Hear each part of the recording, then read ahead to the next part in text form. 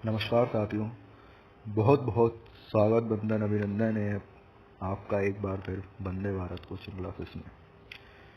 आज से हम मध्य प्रदेश राज्य के जो प्रमुख व्यक्तित्व हैं उनके बारे में पढ़ने वाले हैं। देखिए, व्यक्तित्व का मतलब क्या होता है? व्यक्तित्व का मतलब होता है व्यक्ति के द्वारा किया गया आचरण।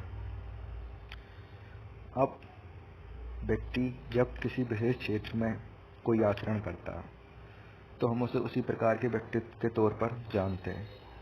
जैसे अगर कोई व्यक्ति साहित्य के क्षेत्र में आचरण करता है तो साहित्यिक व्यक्तित्व, राजनीति के क्षेत्र में कोई आचरण करता है तो राजनीतिक व्यक्तित्व, किसी जाति जनजाति से रिलेटेड हो तो जनजातीय व्यक्तित्व, या फिर राजनीति के क्षेत्र में कोई अच्छा कदम उठाता हो और एमपी से रिलेटेड हो राजनीतिक व्यक्तित्व।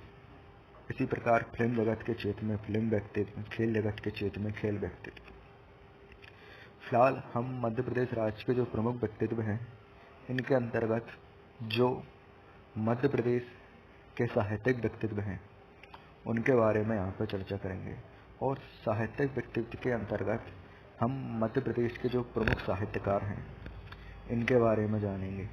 मध्य प्रदेश राज्य के जो प्रमुख साहित्यकार हैं उन साहित्यकारों में से आज हम यहाँ पर प्राचीन काल के साहित्यकारों के बारे में जानने वाले हैं। ठीक है, चलिए तो शुरू करते हैं। तो सबसे पहले हमारे आते हैं कालिदास जी। कालिदास जी का जन्म मध्य प्रदेश के उज्जैन में माना जाता है। कालिदास जी का जन्म कहाँ माना जाता है? मध्य प्रदेश के उज्जैन में। आपने गुप्त वंश पढ़ा होगा, नहीं पढ़ेंगे तभी आगे हिस्ट्री में पढ़ लेंगे। गुप्त वंश का एक महान सम्राट था जिसका नाम था चंद्रगुप्त द्वितीय। इसको हम राजा विक्रमादित्य के नाम से जानते हैं। उज्जैन ही इसकी राजधानी थी। तो गुप्त वंशीय सम्राट चंद्रगुप्त द्वितीय विक्रमादित्य के दरबार के दरबारी कवि कौन थे? कालिदास जी। ठीक है, गुप्त वंशीय सम्राट चंद्रगुप्त द्वितीय विक्रमादित्य के दरबारी कवि कौन थे? कालिदास जी थे। आगे बात करते हैं हम इनकी रचनाओं के बारे में। तो देखिए, रघुवंशम और कुमार संभवम, रघुवंशम और कुमार संभवम ये कालिदास जी के द्वारा लिखे हुए दो महाकाव्य हैं। मेघदूतम और ऋतुसंहारम ये कालिदास जी के द्वारा लिखे हुए दो खंड काव्य हैं। ठीक है, फिर अगर हम बात करें इनके द्वारा लिखे हुए रूपक काव्यों के बारे में। रूपक काव्य किसको कहते हैं? जिसके अंतर्गत रूप की महिमा का वर्णन हो। ठीक है, रूप की महिमा का वर्णन जहाँ होता है उसको हम रूपक काव्य कहते हैं। तो कालिदास जी द्वारा लिखित जो रूपक काव्य हैं वो हैं अभिज्ञान शकुंतलम, विक्रमोर्वशीयम, मालविगगिन मित्रम। ठीक है, अभिज्ञान शकुंतलम, विक्रमोर्वशीयम और मालविगगिन मित्रम। कालिदास जी के द्वारा रचित साहित्य की तुलना विश्व के सर्वश्रेष्ठ साहित्यकारों से की जाती है। विश्व के साहित्य में एक बहुत बड़े साहित्यकार थे जिनका नाम था शेक्सपियर। इनके साहित्य की तुलना शेक्सपियर के साहित्य से की जाती है और यही कारण है कि कालिदास को हम क्या कहते हैं? भारत का शेक्सपियर कहते हैं। ठीक है, तो ये थे आपके कालिदास से रिलेटेड वो इम्पोर्टेंट फैक्ट जो कि आपके एमपी के एग्जाम में पूछे जाते हैं। अब हम बात करते हैं बाणभट्ट के बारे में। बाणभट्ट जो थे ये पुष्यभूति वंश के महान सम्राट हर्षवर्धन, ठीक है, पुष्यभूति वंश का जो सम्राट था हर्षवर्धन, और जो कि कहाँ का राजा था? कन्नौज का राजा था, के दरबारी कवि थे। ठीक है, तो पुष्यभूति वंश के सम्राट हर्षवर्धन के दरबारी कवि कौन थे? बाणभट्ट थे। कई प्रकार से क्वेश्चन पूछे जाते हैं।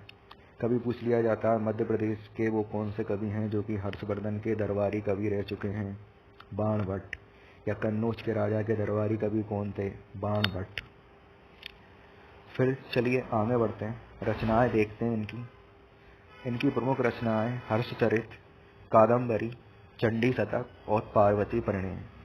ठीक है, हर्षचरित, कादम्बरी, चंडी शतक और पार्वती परिणय। इनकी जो हर्षचरित नामक रचना है इसमें सम्राट हर्षवर्धन का उल्लेख मिलता है। कादम्बरी नामक जो रचना है इसमें हर्षवर्धन और उनकी जो पत्नी है उनके बारे में वर्णन देखने को मिलता है। आगे हम बात करते हैं देखिए, जो सम्राट हर्षवर्धन थे, हर्षवर्धन के दरबार के जो सबसे प्रभावी कवि थे वो थे हमारे बाणभट्ट।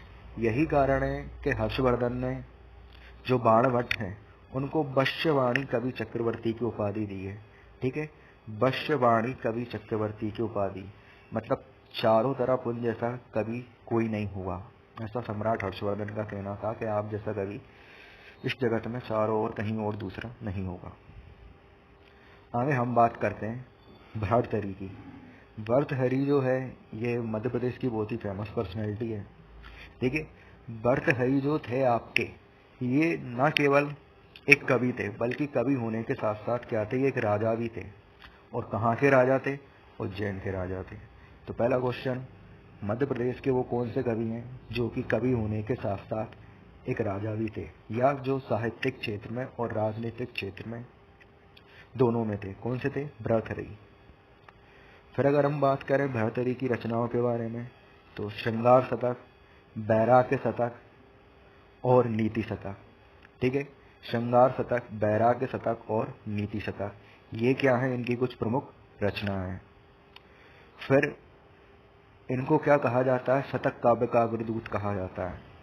मतलब आने वाले 100 सालों में इन जैसा कभी कोई नहीं होगा, ऐसा कहना है। उपाधि के अंतर्गत अगर हम इसके अर्थ की बात कर देते हैं तो इनको क्या कहा जाता है? शतक काव्य का अग्रदूत कहा जाता है। इसको आप वैसे भी याद रख सकते हैं, सारे शतक शतक ही हैं। फिर देखिए, हम बात करते हैं इनकी मृत्यु के बारे में। तो इनकी मृत्यु हुई थी उत्तर प्रदेश राज्य के चुनार जिले में। कहाँ हुई थी? उत्तर प्रदेश राज्य के चुनार जिले में इनकी मृत्यु हुई थी, और वहीं पर क्या है? इनकी समाधि है। तो याद रखिएगा, भर्तहरि जो थे, इनका जन्म भले ही मध्य प्रदेश राज्य में हुआ था, पर इनकी समाधि कहाँ पर है?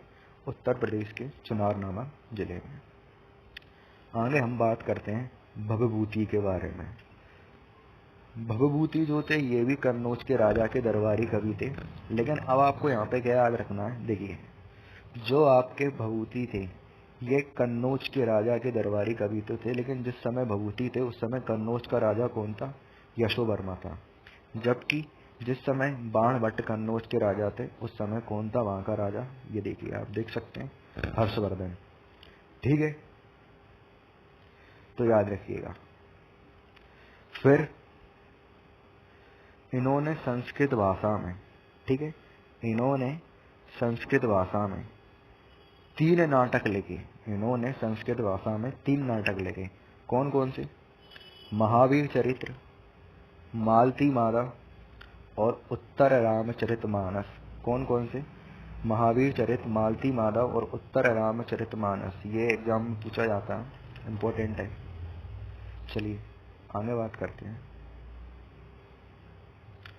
फिर देखिए, आपके जो अंग्रेजी साहित्य है, अंग्रेजी साहित्य के एक बहुत ही प्रसिद्ध कवि थे जिनका नाम था मिल्टन। मिल्टन ने पैराडाइज लास्ट नामक एक नाटक लिखा था। और मिल्टन जो थे आपके अंग्रेजी साहित्य के बहुत ही प्रसिद्ध कवि थे। जो आपके भभूति है इनकी तुलना किससे की जाती है? मिल्टन से की जाती है। तो भभूति को क्या कहते हैं हम? भारत का मिल्टन। भभूति को किस नाम से जानते हैं हम? भारत का मिल्टन। इसके बाद दार्शनिकों के मध्य इन्हें भंभूति अम्बेक के नाम से जाना जाता है। ठीक है, दार्शनिकों के मध्य इन्हें किस नाम से जाना जाता है? भभूति अम्बेक के नाम से जाना जाता है। तो ये हो जाते हैं आपके मध्य प्रदेश राज्य के जो प्राचीन काल से साहित्यकार थे आपके, वो कंप्लीट। अब प्राचीन काल के जो साहित्यकार हैं, इसके बाद हम बात करेंगे मध्य प्रदेश राज्य के जो और साहित्यकार हैं, जैसे कि आधुनिक काल के साहित्यकार, स्थानीय कवि और लोक साहित्यकार। उनकी चर्चा हम यहाँ पे करेंगे। और उसके बाद मैं आपको मध्य प्रदेश राज्य के जितने भी साहित्यिक व्यक्तित्व हैं उनसे रिलेटेड मोस्ट इम्पोर्टेंट MCQ भी यहाँ पे कराने वाला हूँ, तो उसके लिए भी आप लोग तैयार रहिएगा। तो अगर आपको ये वीडियो पसंद आया हो तो वीडियो को लाइक करें, चैनल को सब्सक्राइब करें, वीडियो को शेयर करें। और अगर आपको इस वीडियो की PDF लिंक चाहिए तो मैं आपको इस वीडियो की PDF लिंक भी नीचे डिस्क्रिप्शन बॉक्स में प्रोवाइड करवा दी है। इसके अलावा अगर आपको इससे अगला वीडियो चाहिए जो इससे पहले प्रकाशित हुआ था, उसको भी आप देख सकते हैं। उसकी भी लिंक मैंने नीचे डिस्क्रिप्शन बॉक्स में दे दी है। तो चलिए आज के लिए इतना ही काफ़ी है। फिर मिलेंगे हम मध्य प्रदेश राज्य के जो आधुनिक काल के साहित्यकार हैं उनकी चर्चा के साथ। तब तक के लिए जय हिंद, जय भारत। पढ़ते रहिए, बढ़ते रहिए।